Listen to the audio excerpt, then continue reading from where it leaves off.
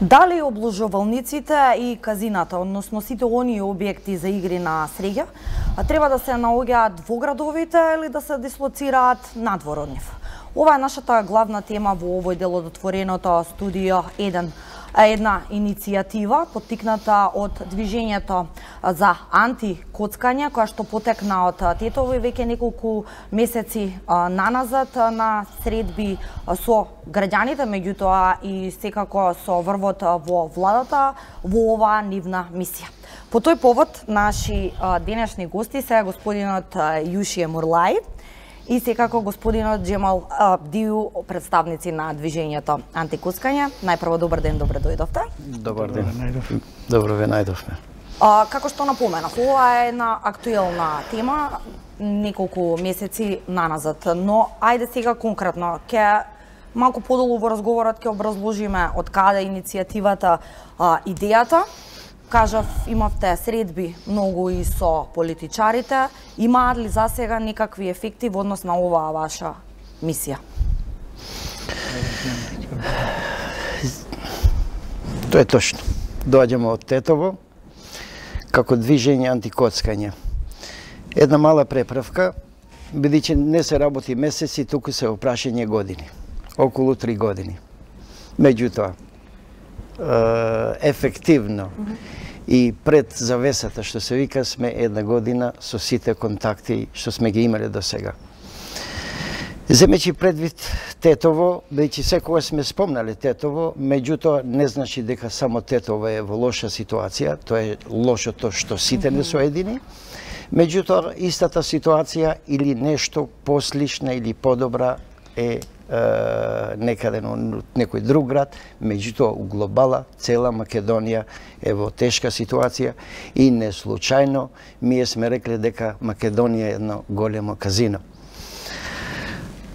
Првите иницијативи почна од Тетово, кога требаше фактички да се брани нашето достоинство како луѓе, да се бранат нашите фамилии, односно да се бранат нашите деца, кога се спремаше да се отвори едно казино поред 2 универзитета, поред 2 основни и 2 средни училишта и неколку верски објекти, односно и што најлошо пред нашите куќи.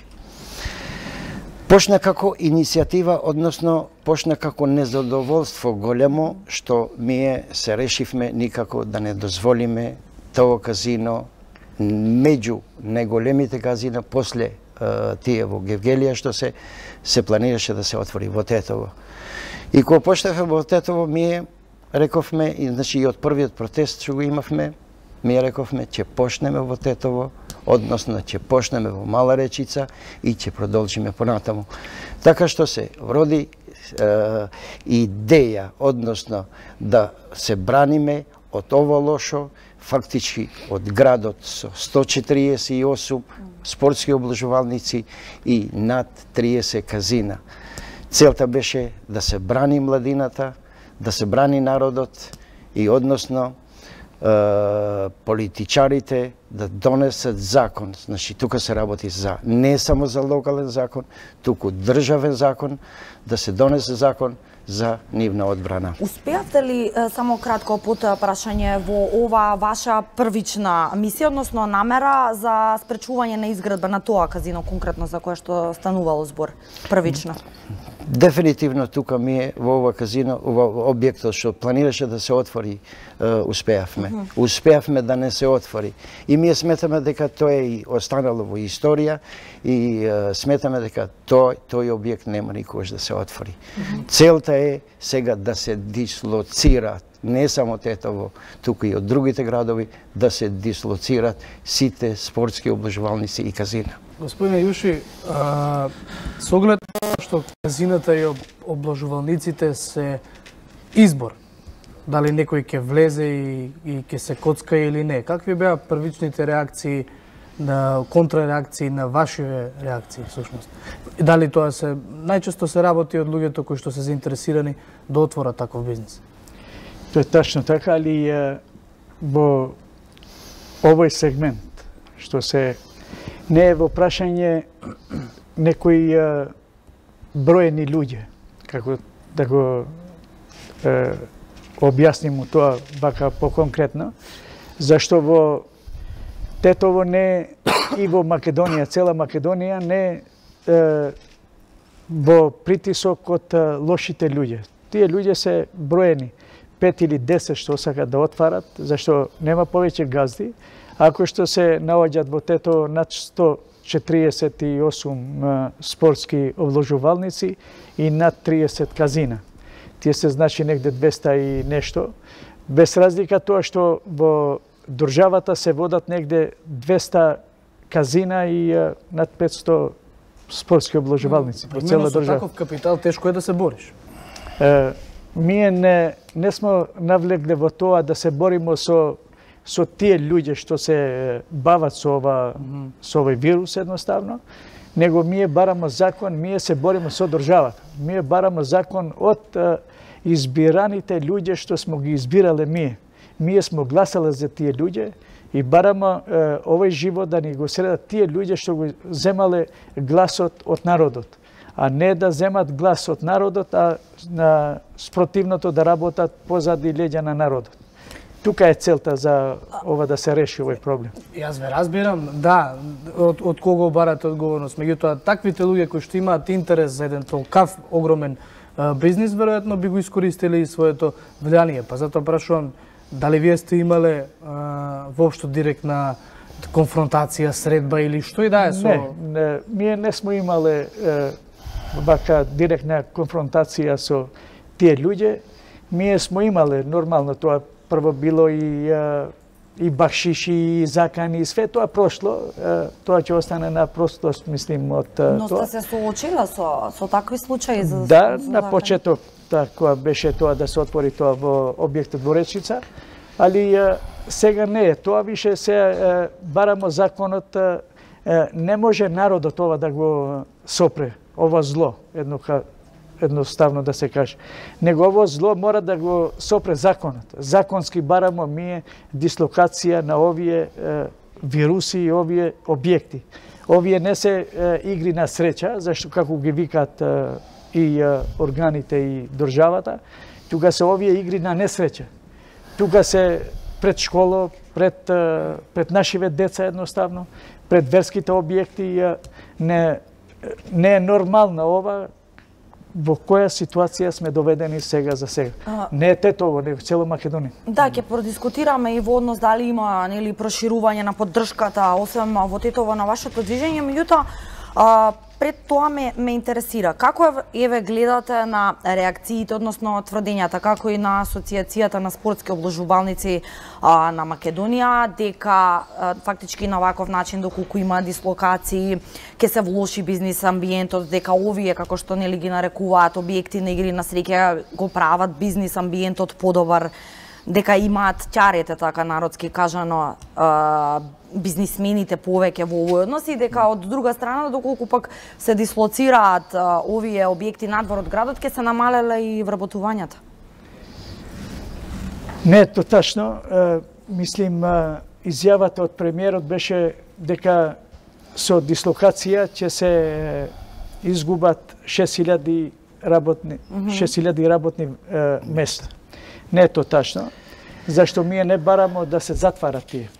Ако мисли премиерот дека државата може да обстане и касава на државата може да се исполни со овие пари, нека отвори надвор од градот, нека ги дислоцира, тамо не 6000, него нека направи 20.000 работници. Овие се приватен капитал, не е државен капитал и ние и средбата што го имавме со премиерот да, како помина таа средба, и со министерот, ние добивме гаранции дека ова зло ќе престане, дека нема да дозволат нови да се отварат, док не доаѓа закон, еден подобар закон, зашто и овој закон не функционира, а на терен се случува нешто спротивно, сваки ден се отварат нови спортски обложувалници. Значи, тука не можеме ние да избегаме од одговорноста од премиерот и министерот од финансии. Изјавата која што цитирате, само да потенцираме од таа асоциација на спортски обложувалници. Како мислиш? Изјавата која што ја цитиравте во моментов е од првиот човек на таа асоциација. Ако ова исто е кажано и на таа средба, тогаш е друго. Па тоа е кажано на таа средба, али не се почитува. Некој значи па работи позади леѓа овде. Кој работи, ако не премиерот и министерот за финансии? Тие се тие луѓе што треба ова зло да престане. Не може вака да ни се обеќа друго, дека нема да дозволуваат нови компании од надвор да влезат во Македонија, а на терен се работи нешто друго. Имаме и гледач на линија, меѓутоа ќе го замолам да почека барем уште една минута-две. Имам апропо ова што беше сега кажано, уште едно прашање. Според некои најнови информации од Министерството за финансии има доставено до Собранието на Република Македонија некој тој потребниот предлог закон со измени, иако уште пред неколку месеци во јануари пратениците во јавноста можеше да се слушнат со различни, односно со спротивставени мислења на оваа тематика. Верувате ли дека еве може да има некаков развој позитивен во однос на овие предлози? Ако може само да се надоврзам на првото прашање што господинот Јуши каже и вие што прашавте. Донесување на закон не значи само за тие што играат. Донесување на закон е многу битен и за тие што играат. Фактички е целта и тие да се бранат. Ако идеме по некои вредности, дека вредноста што имаме ние, и односно што дефинитивно се знае, од јануари, 1 јануари до 30 ноември се потрошени 180 милиони евра. Тоа е една цифра што ние не можеме да замислиме.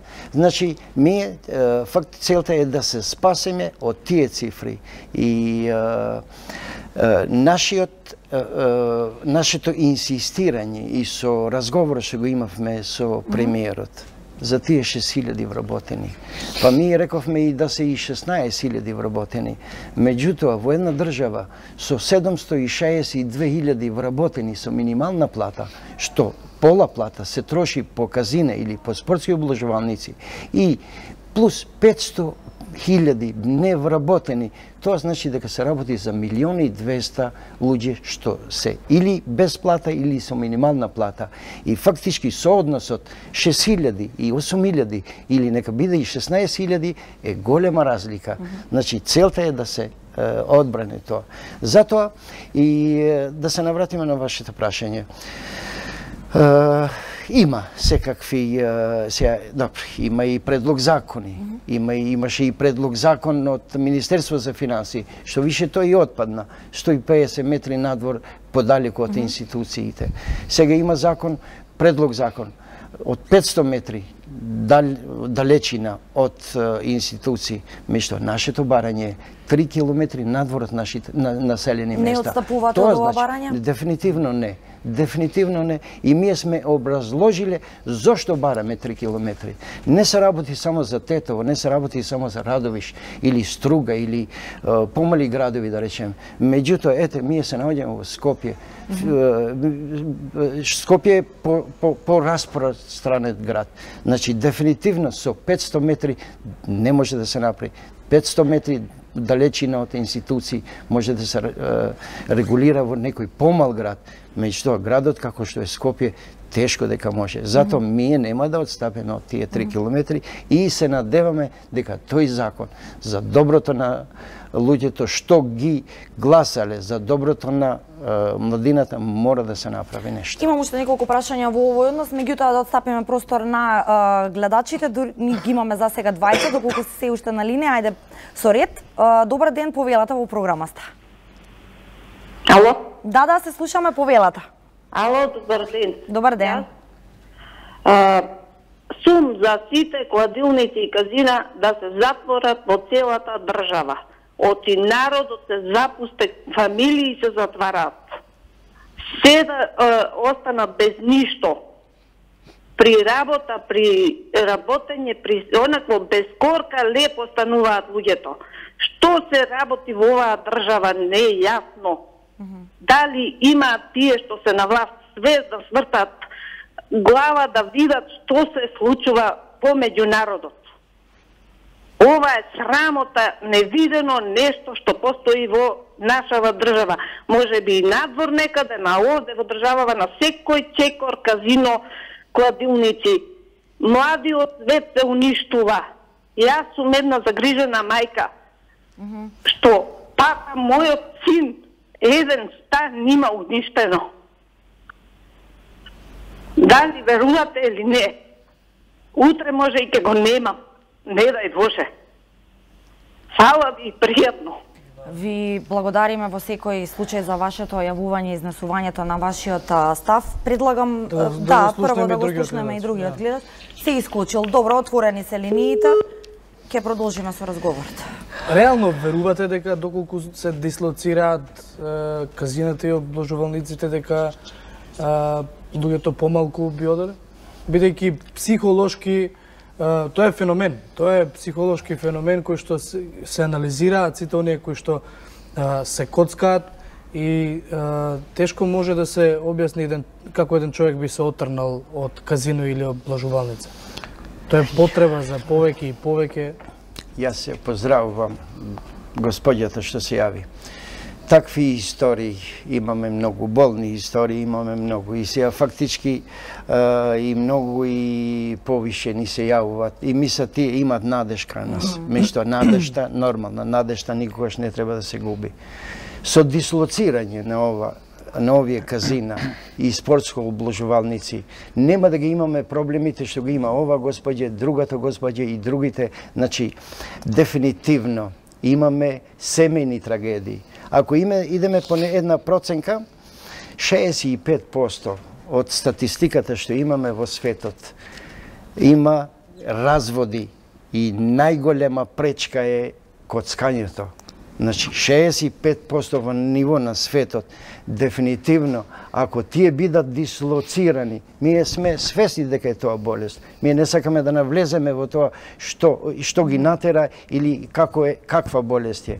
Меѓутоа, со дислоцирање дефинитивно има да се намалат овие истории што ги имаме, овие семејни трагедии што ги имаме.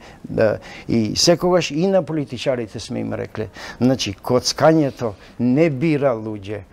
Па не се работи само за нашите деца, за детето на господјата што се јави и на многу други што ни се јавуваат.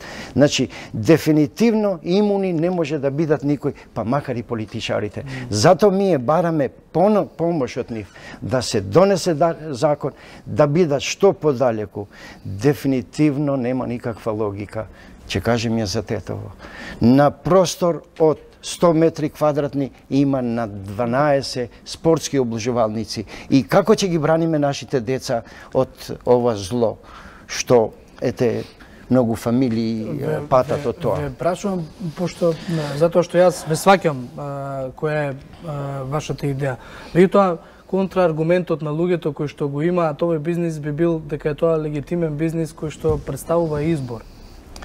Ја мислим дека нема контра реплики или како сакаш да го наречеш тоа, дека тие се луѓе од надвор, не се овие луѓе од наша држава. Овие доаѓаат инвеститорите, сите се надворешни. Тука, ако не е влезена и повржена државата со овие, тие не можат да опстанат. Едноставно, вака реално да се каже. Нашите последните чираци се тие уличниве што се на улица. Иначе во државата имаме статистика дека има 3 службени казина.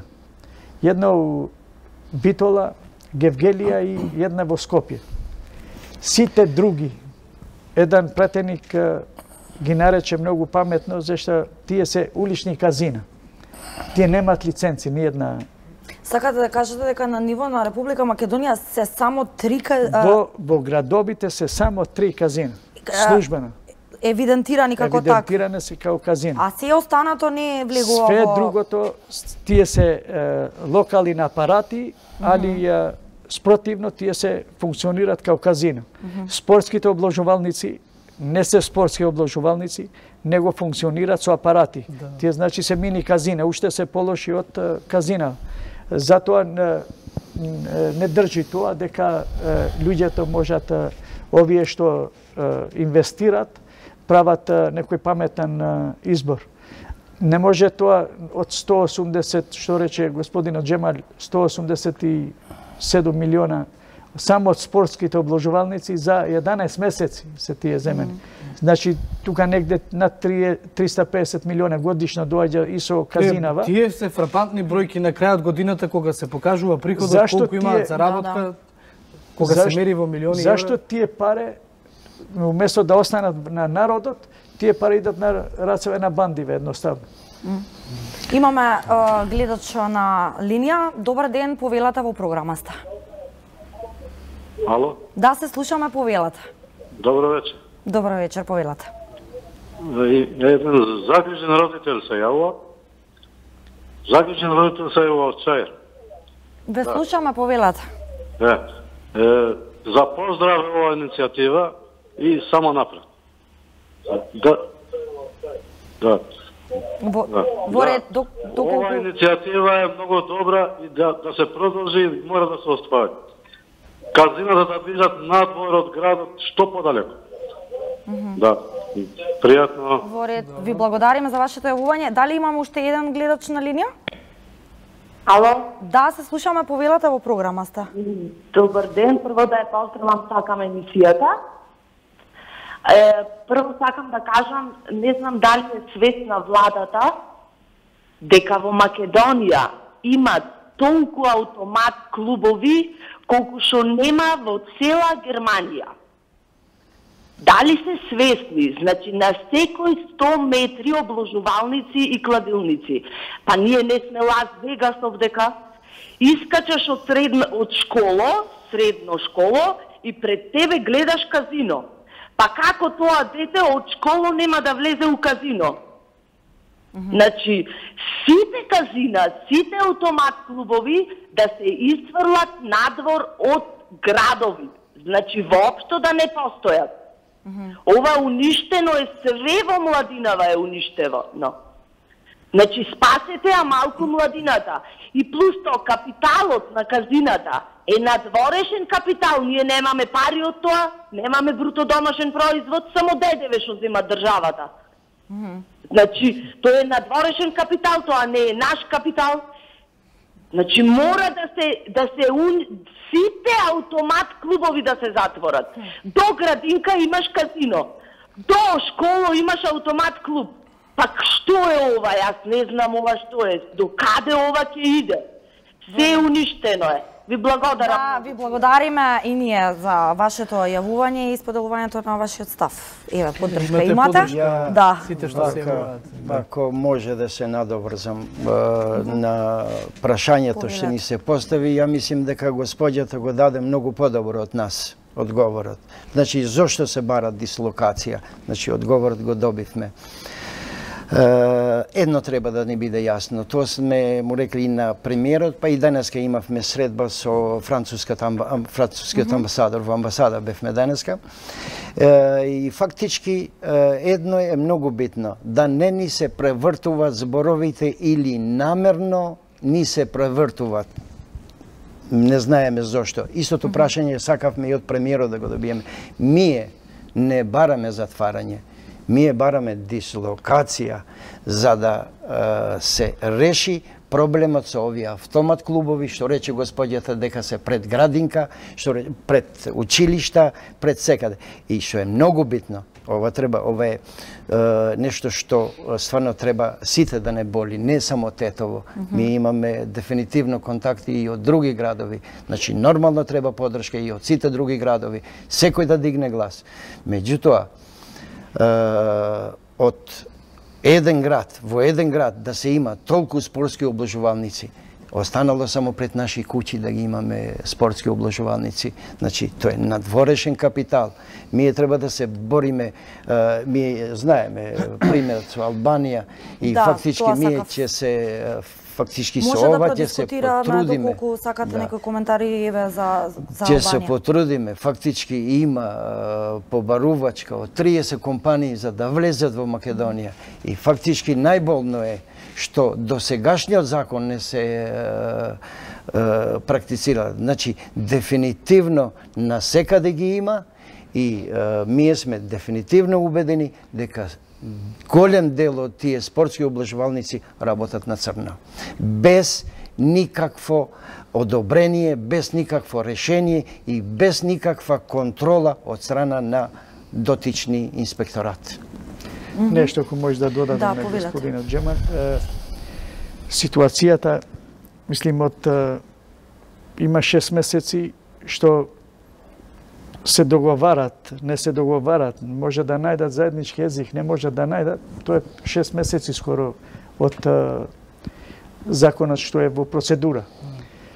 Која можат да се договарат за многу нешта лидерите, без разлика кои лидери, зашто ние со сите лидери и од албанската и од македонската страна, ние сме имале сите, тие се учесници во властот, едноставно.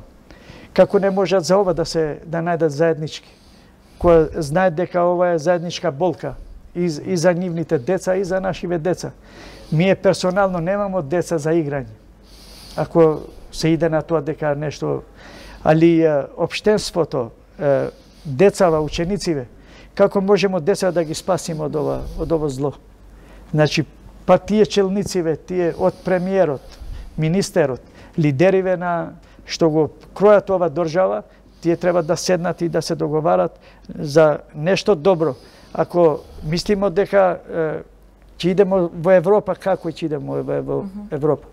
Зашто имаше една изјава премиерот пред 8 месеци во Тетово, дека ситуацијата е алармантна во Тетово и во сите градови во Македонија. И особено локалната самоуправа со својата одговорност. Пред 8 месеци. Поминаа тие 8 месеци, ситуацијата се влошува уште полошо. Не е подобро. Втората изјава на премиерот беше дека дојде време, дојде живот во Македонија. Какав живот во Македонија? Со нови и поплавени кладилници и казина. Барамо што вели една подобра Македонија. Ајде да го направиме таа подобра Македонија. А што вели градоначалничката на Тетово? И особено, јас затоа реков, локалните самоуправи кои што им доаѓаат како инвестиции во нивните општини, овие казина и облажувалници. Само кратко, бидејќи времето не гази. Накратко ќе ви кажеме. Фактички ние со сите средби што сме ги имале, ние имаме поддршка. Поддршка од сите лидери и целта е од зборови треба да се премине на дела. Дефинитивно, кога се работи, мислим, ова прашањето ваше, градоначалничката како институција ни даде поддршка. Дадена ни е поддршка и од другите институции. Најверојатно имате информации и последниот протест што го имавме на 21 декември. Во протестот ми имавме и двете најголеми верски заедници. Значи, дефинитивно поддршката е голема и од институциите, и од верските заедници, и од народот. Целта е од вербална декларација треба да се помине на дела. И тоа законот треба да го изготви некој друг. Дефинитивно, и затоа ние сме барале тој закон да се донесе. Предпоставуваме дека, како што кажавте, ќе продолжите да сте истраени со овие ваши намери. Дефинитивно. Во ред, да, господа, ви благодариме за одвоеното време и гостувањето во еден ТВ. Да, дојде време да го заокружиме и овој блок од отвореното студио 1. Да, а вие останете и понатаму со еден ТВ. Следува забавниот дел, а потоа во студиото ќе ве дружи колегата Сашо Ордановски, како што рековме и при почетната најава. Темата која што ќе обработува од 19:20 часот е иднината на струјата во Македонија од сончевата енергија, а веќе во 22 часот министерот Едмон Тадеми и плановите со диаспората. Довидување од мене од Јана.